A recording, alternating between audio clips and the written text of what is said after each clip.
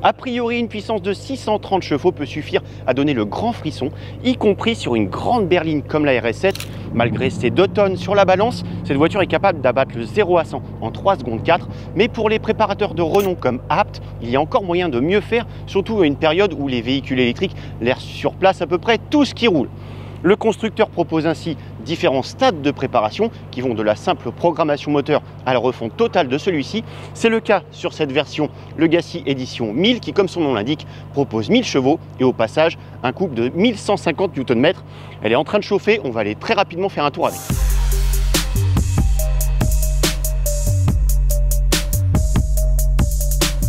Préparation en profondeur, donc avec notamment des turbos au conduit majoré, les intercooleurs qui vont avec, ainsi que des pistons et bielles forgées pouvant supporter le surcroît de puissance. Mieux, le préparateur a pensé à injecter une solution d'eau et d'éthanol dont il a le secret dans les conduits d'admission pour améliorer encore le rendement à pleine charge. Une solution contenue dans un réservoir additionnel de 15 litres que l'on doit remplir tous les 3000 km environ dans des conditions de conduite normales, comprenez en accélérant à fond de temps en temps. Ainsi, avec du samplon 98, le V8 biturbo peut atteindre 940 chevaux et 1000 chevaux avec un samplon à l'indice d'octane 102. Pour vous donner une idée de ce que cela donne en termes de performance, le 0 à 300 km/h est exécuté en seulement 21 secondes 2 contre 49 secondes 5 à l'origine. Et selon le préparateur, la transmission d'origine tient le coup puisque ce modèle d'essai a déjà 60 000 km au compteur.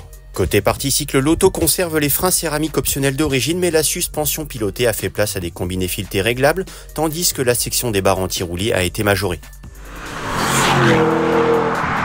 Alors dans la pratique, qu'est-ce que ça donne une RS7 de 940 chevaux? C'est ce qu'on va voir maintenant. On va démarrer en secondes sur le régime du ralenti, à peu près pour voir ce que ça donne. Je suis à 1500 tours, j'écrase. C'est marrant, le moteur est très creux, il se passe rien. À 4000 tours, ça part. Et là, c'est fou. C'est très drôle parce que la voiture, elle perd un peu de son homogénéité.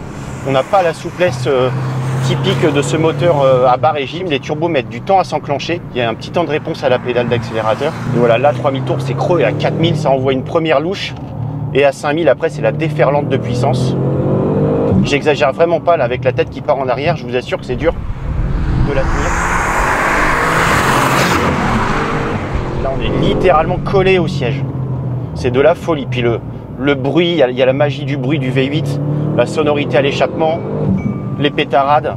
Tout est prévu vraiment pour vous hérisser le poil et vous enfoncer les yeux au fond des orbites.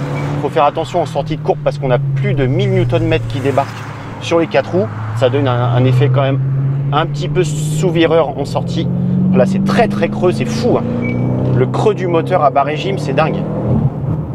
Mais après, ça envoie comme très peu de voitures. Heureusement, il y a des freins. Alors, les freins ne sont pas améliorés par rapport à un système carbone céramique d'origine. C'est marqué Abt sur les étriers, mais le préparateur s'est juste contenté de repeindre ces derniers. Donc, on a le système d'origine, mais force est de constater qu'il y a quand même de l'attaque à la pédale. L'auto est lourde, hein, bien sûr. Mais grâce au combiné fileté, on a quand même des mouvements de caisse très limités. L'auto vire quasiment à plat. Voilà, faut juste se rappeler qu'elle pèse 2 tonnes. Donc lever un tout petit peu le pied et ne pas hésiter à anticiper un petit peu ses freinages pour réduire la vitesse parce qu'on débarque à des vitesses complètement délirantes. Là, une petite accélération 180. C'est... Alors je précise, on est sur route fermée évidemment. Abt ne nous aurait pas laissé sur route ouverte avec un missile pareil.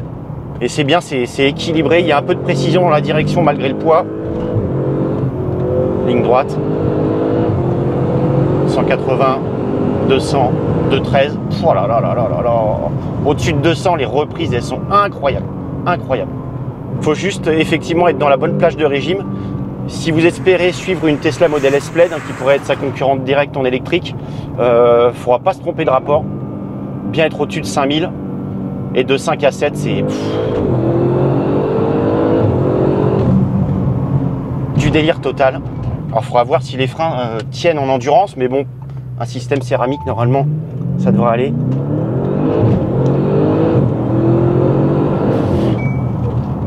C'est du délire total. Du délire total, cette voiture. C'est sûr que c'est un petit peu moins homogène que la version de base. Ça implique forcément un peu plus le pilote par rapport à une Tesla Model S Plaid par exemple, mais elle vous le rend en centuple en termes de sensations. Alors évidemment, vous devez vous demander à juste titre à quoi peut bien servir cette préparation totalement déraisonnable. À perdre plus vite son permis chez nous bien sûr, mais pour ceux qui voyagent souvent en Allemagne et peuvent éventuellement immatriculer l'auto à l'étranger pour éviter les barrières administratives françaises, cette app te régale comme aucune autre voiture grâce à ses capacités de relance tonitruantes au-dessus de 100 km/h, à même de laisser sur place quasiment tout ce qui roule. Une sorcellerie aussi inutile qu'indispensable donc.